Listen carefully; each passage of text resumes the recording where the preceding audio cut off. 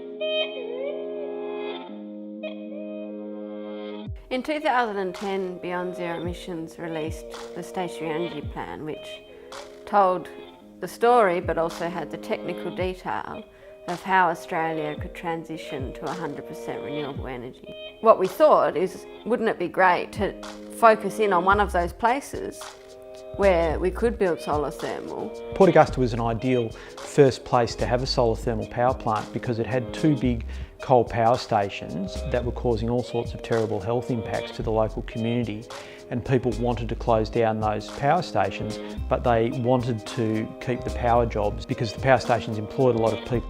To have a group like BZE coming in telling that positive story about what could come next excited a lot of people and inspired them. We wrote the Repowering Port Augusta plan, and that plan went through all of the technical detail about what kind of power plants, how they'd work, how much power they'd produce, how much energy storage they'd have, how many jobs they would create. So we wrote the report and then went and met with stakeholders in the local community about building a plant there. But we also met with local councillors, the local business group, health groups and the local community from the start. Hannah and I actually went and briefed every single member of State Parliament on the possibility of solar thermal for Port Augusta. Some of them were receptive, others were sceptical, and we had senior members within the South Australian government saying that it was impossible and that gas was the future and that gas prices were always going to stay low and were actually going to fall.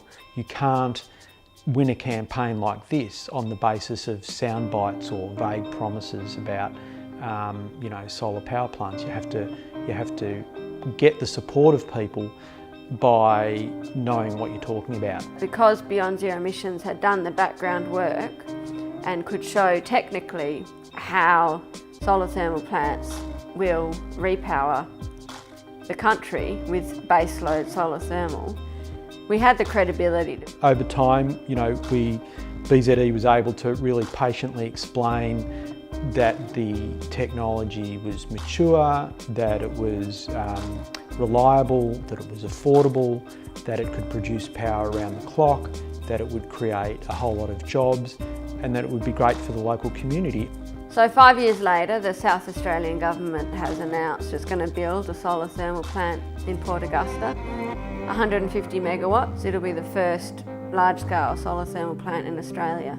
We were able to convince them that this was affordable, achievable and way better for the town. It's going to save many millions of tonnes of emissions over its lifetime. For the local community, it's going to provide over 1,000 construction jobs and then a lot of operational jobs that are ongoing for the community, and it's a really iconic thing that the community can be really proud of.